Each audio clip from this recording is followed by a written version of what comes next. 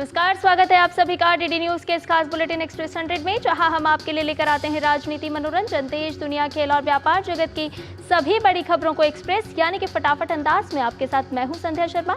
तो देखिए खबरें तेज रफ्तार से। देश के संविधान को अपनाए जाने के 75 वर्ष पूरे होने के उपलक्ष्य में संसद के सेंट्रल हॉल में देश के उपराष्ट्रपति, प्रधानमंत्री, लोकसभा स्पीकर की उपस्थिति में राष्ट्रपति द्रौपदी मुर्मू एक भव्य कार्यक्रम का उद्घाटन करेंगी। इस कार्यक्रम के दौरान भारत के संविधान के निर्माण और ऐतिहासिक यात्रा को समर्पित एक लघु फिल्म प्रस्तुत की जाएगी। Making of constitution of India glimpse और making of the constitution of India and its glorious journey नामक 2 पुस्तकों का विमोचन भी किया जाएगा।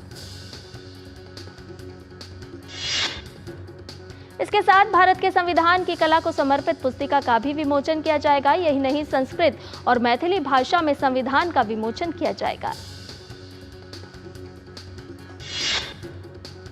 भारत के संविधान को अपनाने के 75 वर्ष पूरे होने के महत्वपूर्ण अवसर पर प्रधानमंत्री नरेंद्र मोदी आज शाम लगभग 5 बजे सर्वोच्च न्यायालय के प्रशासनिक भवन परिसर के सभागार में संविधान दिवस समारोह में भाग लेंगे। प्रधानमंत्री भारतीय न्यायपालिका की वार्षिक रिपोर्ट 2023-24 जारी करेंगे। इस अवसर पर वह उपस्थित जनसमूह को संबोधित भी करेंगे। कार्यक्रम का आयोजन भारत के सर्वोच्च न्यायालय द्वारा किया जा रहा है। भारत के मुख्य न्यायाधीश और सर्वोच्च न्यायालय के अन्य न्यायाधीश भी इस कार्यक्रम में मौजूद रहेंगे। लंदन दौरे पर गए मध्य प्रदेश के मुख्यमंत्री मोहन यादव ने प्रवासी भारतीयों और मध्य प्रदेश के प्रवासी मित्रों से बातचीत की। मध्य प्रदेश के मुख्यमंत्री मोहन यादव ने कहा कि हरियाणा और महाराष्ट्र के नतीजों से लोग परेशान हैं। कुछ लोग अपने टीवी पर जूते फेंक रहे हैं, कुछ ईवीएम को दोष दे रहे हैं। आईपीएस रश्मि शुक्ला को फिर से महाराष्ट्र का डीजीपी नियुक्त किया गया है। केंद्र सरकार ने किसानों को बड़ा तोहफा देते हुए राष्ट्रीय प्राकृतिक खेती मिशन को मंजूरी दे दी है। किसानों के हित को ध्यान में रखते हुए इस योजना पर 2481 करोड़ रुपए खर्च किए जाएंगे। केंद्रीय मंत्री अश्विनी वैष्णव ने इस निर्णय को महत्वपूर्ण बताते हुए किसानों के लिए इसे लाभकारी बताया। इसके साथ ही आर्थिक मामलों की मंत्रिमंडल समिति ने आयकर विभाग की पैन परियोजनाओं के दूसरे चरण को मंजूरी दे दी है। इस परियोजना पर 1435 करोड़ रुपए खर्च किए जाएंगे। सूचना और प्रसारण मंत्री अश्विनी वैष्णव ने पत्रकारों से कहा कि इस चरण में पूरे मौजूदा तंत्र को संवर्धित किया जाएगा और पोर्टल को एकीकृत किया जाएगा। केंद्रीय मंत्रिमंडल ने अटल इनोवेशन मिशन AIM को कार्य के बढ़े हुए दायरे और 31 मार्च 2028 तक की अवधि के लिए 2750 करोड़ रुपए आवंटित बजट के साथ जारी रखने की मंजूरी दे दी है। सूचना एवं प्रसारण मंत्री अश्विनी वैष्णव ने कहा कि जम्मू कश्मीर, उत्तर पूर्व आकांक्षी जिलों और ब्लॉकों में 2500 नई लैब खोली जाएंगी। कैबिनेट समिति की बैठक में रेलवे मंत्रालय की 3 बहु ट्रैकिंग परियोजनाओं को मंजूरी दी गई। इन परियोजनाओं की कुल लागत लगभग 7927 करोड़ है। सरकार ने ग्रीन एनर्जी के लिए 2 हाइड्रो इलेक्ट्रिक प्रोजेक्ट को मंजूरी दे दी है। इससे नॉर्थ ईस्ट को भी फायदा मिलेगा। प्रदूषण को लेकर वायु गुणवत्ता प्रबंधन आयोग ने नया आदेश जारी किया है। दिल्ली NCR के स्कूलों को लेकर ग्रैप के कुछ नियमों में बदलाव किए गए हैं। इसमें कहा गया है कि NCR में सभी स्कूल प्रदूषण के दिनों में हाइब्रिड मोड पर चलाए जाएंगे, यानी कि प्रदूषण के दिनों में ऑनलाइन और ऑफलाइन दोनों ही मोड पर स्कूल चलाए जाएंगे। अभिभावक अपने बच्चों को स्कूल भेजना चाहते हैं तो भेज सकते हैं, नहीं तो ऑनलाइन क्लास का विकल्प चुन सकते हैं। CAQM का यह आदेश तत्काल प्रभाव से लागू हो गया है। यह आदेश दिल्ली के साथ साथ गुरुग्राम, गाजियाबाद, फरीदाबाद और गौतम बुद्ध नगर के लिए अनिवार्य है। शेष जिलों के लिए संबंधित राज्य सरकारों को विचार करने के लिए कहा गया है। दिल्ली एनसीआर में पहले से वायु गुणवत्ता में मामूली सुधार देखने को मिला है। हालांकि इस सुबह के समय विजिबिलिटी कम होने के कारण लोगों को गाड़ी चलाने में परेशानी हुई। केंद्रीय प्रदूषण नियंत्रण बोर्ड द्वारा जारी आंकड़ों के अनुसार कई इलाकों में सुबह से AQI 400 के ऊपर दर्ज किया गया है। मुंडका में AQI 443 दर्ज किया गया है। रोहिणी में AQI 432 दर्ज किया गया है। आनंद विहार में AQI 431 दर्ज किया गया है। सोनिया विहार में AQI 425 दर्ज किया गया है। शादीपुर में AQI 423 दर्ज किया गया है। उत्तर प्रदेश के संभल में जामा मस्जिद के सर्वे के दौरान भड़की हिंसा के बाद अब स्थिति नियंत्रण में है।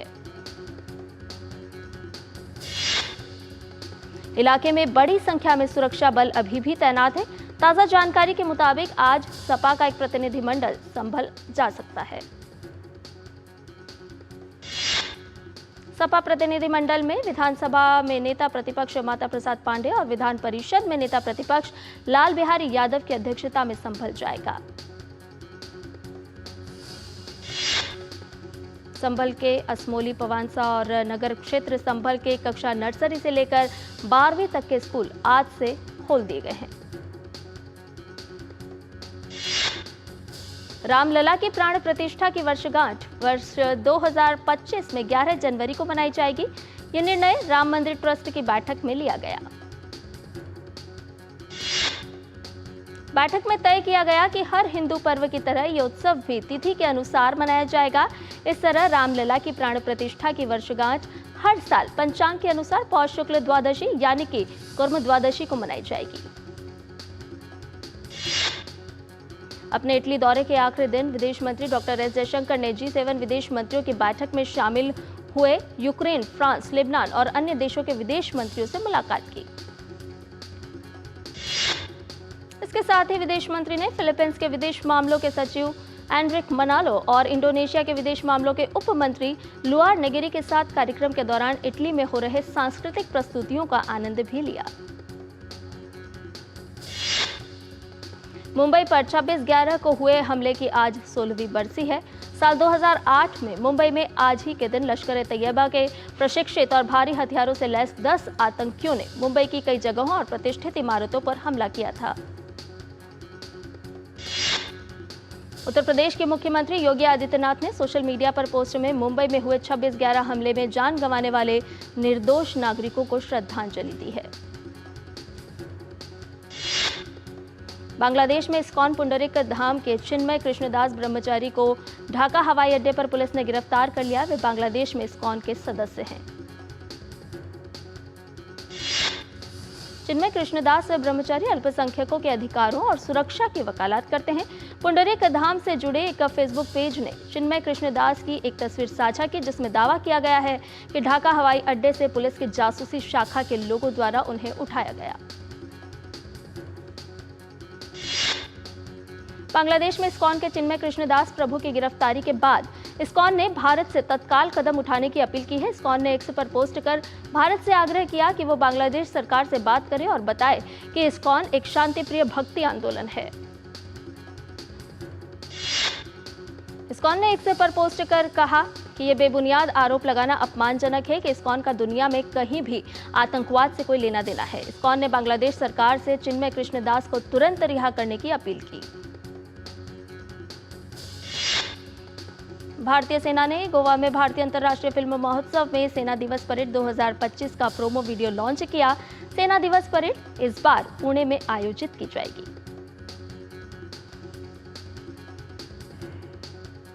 और बुलेटिन में फिलहाल रुकने एक छोटे से ब्रेक के लिए जल्द हाजिर होंगे। आप बने रहिए डीडी न्यूज के साथ।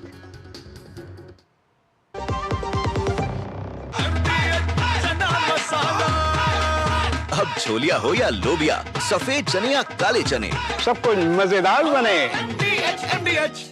जब धरती चीर कर निकलता है लोहे का पत्थर और मिलता है मोंगिया के जोश से, फिर तपता है, पिघलता है और बनता है फौलाद। अब होता है सरिया सारी खूबियों के साथ।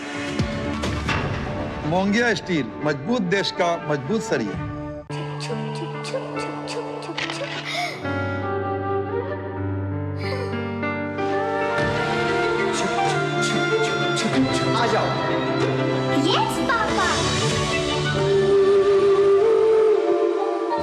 किसी के लिए नहीं रुकती। हम भी आपको कहां रुकने देंगे। जिंदगी के हर मोड़ पर LIC है तो इंश्योर्ड है। LIC, हर पल आपके साथ। Happy birthday my dear.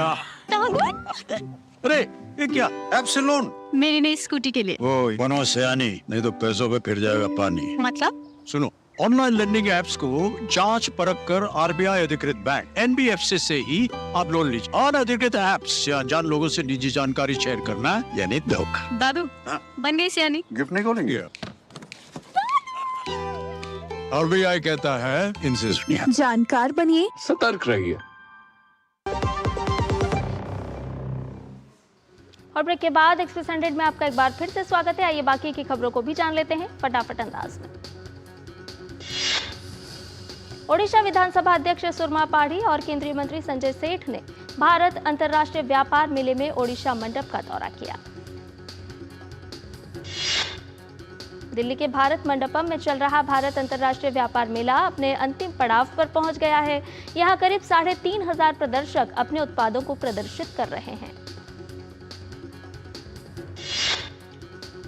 Madhya Pradesh के मुरैना में आधी रात को एक विस्फोट में 3 मकान ढह गए, 2 लोगों की मौत हो गई। बचाव अभियान जारी है। एसपी मुरैना समीर सौरभ ने बताया कि धमाके में 4 से 5 लोग घायल हुए हैं। बचाव अभियान चल रहा है। घटना के कारण का अभी पता नहीं चल पाया है। लखनऊ में लोकमान्यगंज नहर के पास एक घर में सिलेंडर विस्फोट के कारण भीषण आग लग गई। CFO मंगेश कुमार ने बताया कि आग पर काबू पा लिया गया है। लोगों को निकाल लिया गया है। किसी भी प्रकार की जनहानि नहीं हुई है। जम्मू एवं कश्मीर के श्रीनगर में वर्ल्ड क्राफ्ट काउंसिल के प्रतिनिधि कारीगरों से बातचीत करने और कश्मीर कला एवं शिल्प को बढ़ावा देने पर 2 दिवसीय सम्मेलन में भाग लेने के लिए श्रीनगर पहुंचे। आज राष्ट्रीय दुग्ध दिवस है। श्वेत क्रांति के जनक डॉक्टर वर्गीस कुरियन की जयंती पर राष्ट्रीय दुग्ध दिवस मनाया जाता है। केंद्रीय गृह मंत्री अमित शाह ने सोशल मीडिया पोस्ट में कहा कि डॉक्टर वर्गीस कुरियन को नमन। ऑपरेशन फ्लड के जरिए भारत को दुग्ध उत्पादन में अग्रणी बनाने वाले कुरियन जी ने असंख्य किसानों और महिलाओं के जीवन को नई दिशा दी। कैबिनेट ने किसानों के लिए एक बड़ा फैसला लेते हुए नेचुरल फार्मिंग के लिए नेशनल मिशन का ऐलान कर दिया है। केंद्रीय मंत्री अश्विनी वैष्णव ने कैबिनेट ब्रीफिंग में इसकी जानकारी दी। उन्होंने कहा कि इस मिशन पर 2,482 करोड़ रुपए खर्च किए जाएंगे और 1 करोड़ किसानों को इसके तहत कवर किया जाएगा। देश की सबसे बड़ी car company Maruti Suzuki India limited ने भारत में ऑपरेशन शुरू करने के बाद से अब तक 30 लाख गाड़ियों को निर्यात करने का नया कीर्तिमान हासिल कर लिया है। भारत में आने वाले समय में खाद्य महंगाई दर में कमी आ सकती है और साथ ही आर्थिक विकास दर में तेजी देखने को मिल सकती है। इसकी वजह अच्छे मॉनसून और न्यूनतम समर्थन मूल्य में वृद्धि के कारण कृषि क्षेत्र को फायदा होना है। इसके साथ ही मैन्युफैक्चरिंग क्षेत्र में नौकरियों में मजबूत वृद्धि हुई है और संगठित क्षेत्रों में युवाओं की संख्या में इजाफा हुआ है। वहीं देश में रिटेल महंगाई की दर अक्टूबर में 6.21% रही है, जो कि 14 महीनों का सबसे उच्चतम स्तर था। भारतीय अर्थव्यवस्था चालू वित्त वर्ष 2025 की पहली छमाही अप्रैल सितंबर 2024 की तुलना में तीसरी तिमाही अक्टूबर दिसंबर 2024 में तेज गति से बढ़ने की उम्मीद है। ICRA की रिपोर्ट के मुताबिक अक्टूबर 2024 में वाहन पंजीकरण में सालाना आधार पर 32.4% की बढ़त देखने को मिली है। कोयला मंत्रालय ने वाणिज्यिक कोयला खदानों द्वारा 24 नवंबर को एक दिन में अब तक के सर्वोच्च 0.617 मिलियन टन उत्पादन और प्रेषण को भारत की उल्लेखनीय उपलब्धि बताया है। रिकॉर्ड डिस्पैच में बिजली क्षेत्र को 0.536 मिलियन टन और गैर बिजली क्षेत्र को 0.081 मिलियन टन कोयला उपलब्ध कराना शामिल है। सरकार ने 1435 करोड़ रुपए की पैन 2.0 परियोजना शुरू करने की घोषणा की है। इसका उद्देश्य स्थायी खाता संख्या पैन को सरकारी एजेंसियों की सभी डिजिटल प्रणालियों के लिए सामान्य कारोबारी पहचानकर्ता बनाना है। ये परियोजना करदाता पंजीकरण सेवाओं के प्रौद्योगिकी संचालित रूपांतरण को सक्षम बनाती है। इसका उद्देश्य बेहतर गुणवत्ता के साथ पहुंच में आसानी और सेवा का त्वरित वितरण करना है। केंद्र सरकार ने गिग और प्लेटफॉर्म वर्कर्स को सामाजिक सुरक्षा और वेलफेयर बेनिफिट्स उपलब्ध कराने के उद्देश्य से फ्रेमवर्क बनाने के लिए एक कमेटी का गठन किया है। एशियाई मुद्राओं की बढ़त पर चलते हुए अमेरिकी डॉलर के मुकाबले रुपया सोमवार को 0.2% चढ़ गया। MSCI के नवंबर की पुनर्संतुलन कवायद प्रभावी होने से भारतीय बाजार में विदेशी संस्थागत निवेशकों के करीब 2.5 अरब डॉलर का निवेश करने की संभावना ने भी बाजार को मजबूती दी। साल 2023 में देश के यूपीआई फ्रॉड के मामले 85% बढ़ गए। वित्त राज्य मंत्री ने बताया कि बढ़ते यूपीआई फ्रॉड को रोकने के लिए पुरजोर उपाय किए जा रहे हैं। भारत का डेटा सेंटर और क्लाउड सेवा बाजार वर्तमान में तेज बदलाव के दौर से गुजर रहा है। सार्वजनिक और निजी क्षेत्र दोनों इस क्षेत्र में बड़े कदम उठा रहे हैं।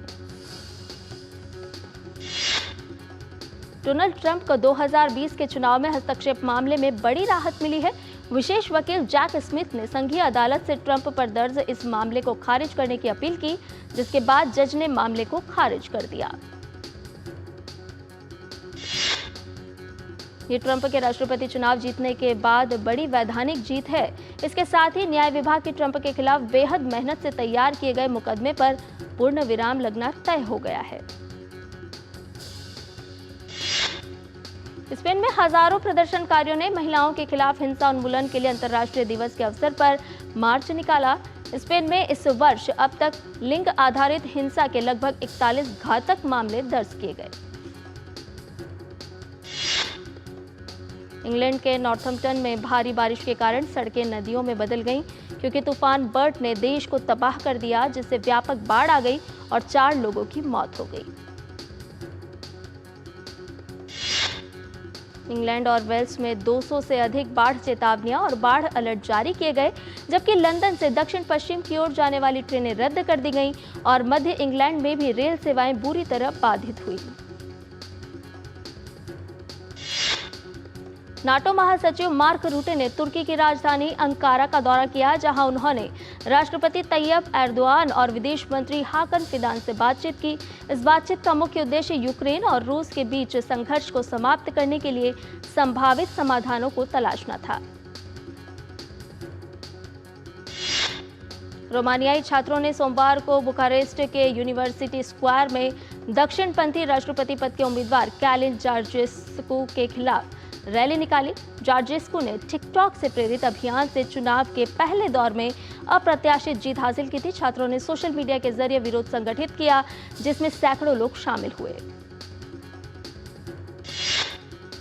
पश्चिम एशिया में इजराइल का गाजा में हमास और लेबनान में हिजबुल्लाह के खिलाफ सैन्य अभियान लगातार जारी है। इस सब के बीच खबर है कि अमेरिका की मध्यस्थता में जल्द ही इजराइल और हिजबुल्लाह के बीच संघर्ष विराम हो सकता है। फ्रांस ने भी संघर्ष विराम की प्रगति को लेकर संकेत दिए हैं। वहीं हिजबुल्लाह के साथ संघर्ष विराम समझौते को मंजूरी देने के लिए इजराइल की कैबिनेट आज बैठक करेगी। वहीं अमेरिका के नेतृत्व वाली समिति 60 दिवसीय संघर्ष विराम के कार्यान्वयन की निगरानी का प्रस्ताव करेगी। जर्मनी के रक्षा मंत्री ने अपने फ्रांसीसी, ब्रिटिश, पॉलिश और इतालवी समकक्षों से मुलाकात के बाद कहा कि यूरोपीय देश यूक्रेन के रक्षा उद्योग को मजबूत करने के लिए अपना समर्थन बढ़ाएंगे, क्योंकि देश संघर्ष के तीसरे शीतकाल में प्रवेश कर रहा है। इजराइल की सेना ने लेबनान में एक बार फिर हवाई हमले को अंजाम दिया। इस बार ये हमले दक्षिणी बेरूत के बावदा में किया गया। लेबनान के स्वास्थ्य मंत्रालय ने इजरायली हमलों में लेबनान में 3768 लोगों के मारे जाने की पुष्टि की। साथ ही बताया कि हमलों के कारण अब तक 10 लाख से अधिक लोगों को अपने घरों से भागने पर मजबूर होना पड़ा है। शतरंज विश्व चैंपियनशिप में आज डी गुकेश और डिंग लेरेन के बीच दूसरे दौर का मुकाबला। पहले दौर में गुकेश को मिली हार। 8 वर्ष के डी गुकेश ने शुरुआत में ही राजा के आगे वाले प्यादे को 2 घर चलकर गलती कर दी। रेन ने इसका जवाब फ्रेंच डिफेंस से दिया। क्रिकेटर वैभव सूर्यवंशी ने रचा इतिहास। आईपीएल ऑक्शन में बिकने वाले सबसे कम उम्र के खिलाड़ी राजस्थान रॉयल्स ने 1.10 करोड़ रुपए में खरीदा। रॉयल चैलेंजर्स बेंगलुरु ने आईपीएल के मेगा नीलामी में अनुभवी तेज गेंदबाज भुवनेश्वर कुमार को 10.75 करोड़ रुपए में अपनी टीम में शामिल किया। साउथ अफ्रीका के तेज गेंदबाज गेराल्ड कोएट्जी को गुजरात टाइटंस ने 2.4 करोड़ रुपए में खरीदा।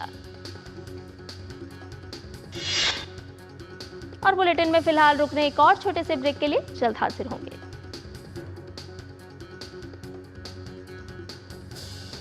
बढ़िया है, क्यों ना? प्राकृतिक हल्दी, मिर्ची, धनिया। नहीं, मिर्ची, धनिया, हल्दी, MDH।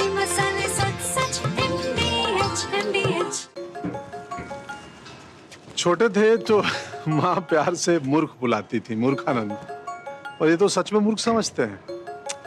कस्टम डिपार्टमेंट वाले बन के कॉल कर रहे हैं और कह रहे हैं कि आपके पार्सल से ड्रग्स पकड़ा गया।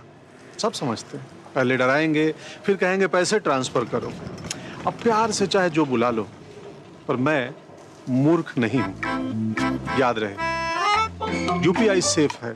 यदि आपको भी कोई इस तरह डराना चाहे तो उसे कहो, मैं मूर्ख नहीं हूं।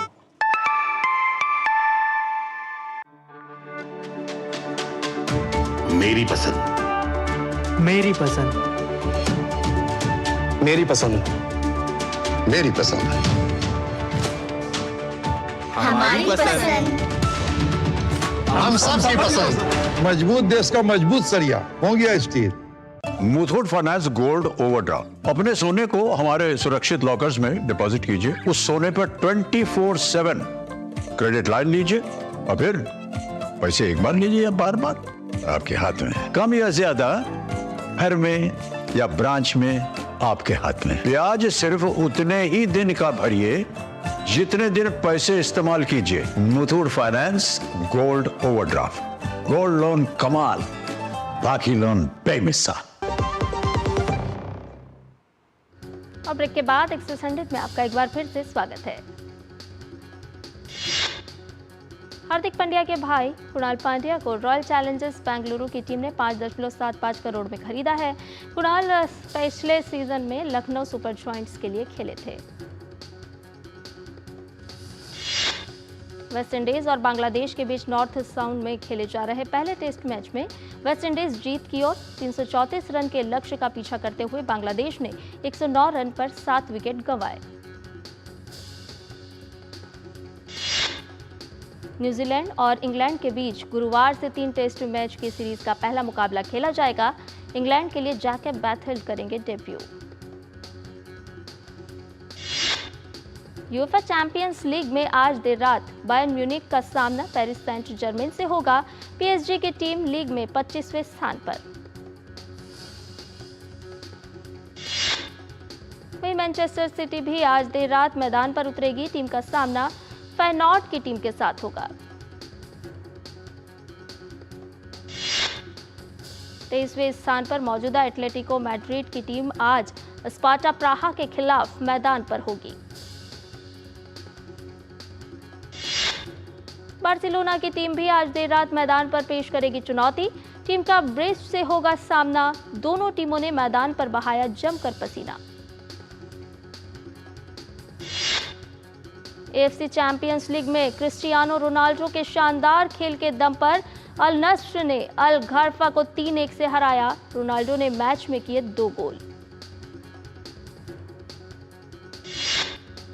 इंग्लिश प्रीमियर लीग में वेस्ट हैम ने न्यूकासल यूनाइटेड को चौंकाया।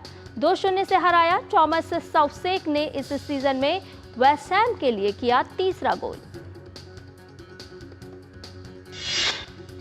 2 बार के विंबलडन चैंपियन कार्लोस अल्कराज अगले साल होने वाले क्वींस कप में लेंगे हिस्सा। साल 2023 में जीता था खिताब। मलयालम फिल्म मंजुमेल बॉयज को 55वें भारतीय अंतर्राष्ट्रीय फिल्म महोत्सव में दिखाया गया। बोमन ईरानी के निर्देशन में बनी फिल्म द मेहता बॉयज को 55वें अंतर्राष्ट्रीय फिल्म महोत्सव में एशिया प्रीमियर के दौरान सराहना मिली है। फिल्म कांतारा चैप्टर 1 2 अक्टूबर 2025 को रिलीज होने वाली है। साउथ अभिनेता नागा चैतन्य की फिल्म अद्भुता 1 दिसंबर को प्राइम वीडियो पर स्ट्रीम की जाएगी। तमिल वेब सीरीज पैराशूट 29 नवंबर को डिज्नी प्लस हॉटस्टार पर रिलीज होगी।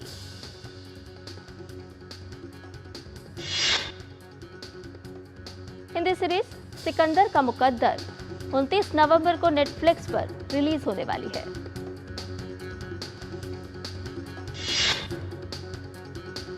अल्लू अर्जुन और रश्मिका मंदाना की upcoming film Pushpa 2 the rule गाना किसिक रिलीज हो गया है।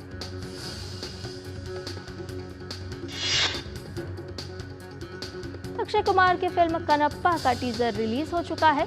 फिल्म अगले साल रिलीज की जाएगी।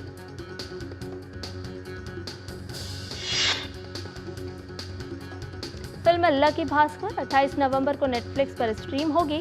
फिल्म तेलुगु, मलयालम, तमिल, कन्नड़ और हिंदी में भी उपलब्ध होगी। उन्नी मुकुंदन की फिल्म मार्को 20 दिसंबर को रिलीज होगी। ये फिल्म हिंदी भाषा में भी रिलीज की जाएगी।